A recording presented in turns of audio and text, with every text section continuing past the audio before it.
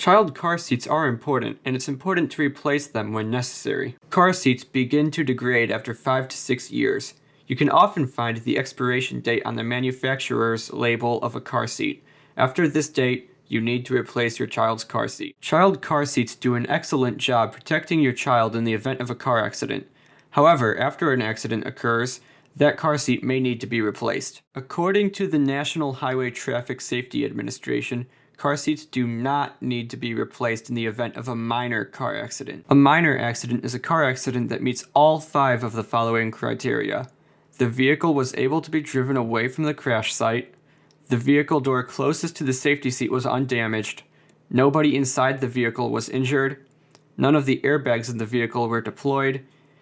And there is no visible damage to the car seat. If the car accident does not meet all 5 of these requirements, the child's car seat needs to be replaced. Follow these rules and guidelines to provide maximum safety for your child while driving your car.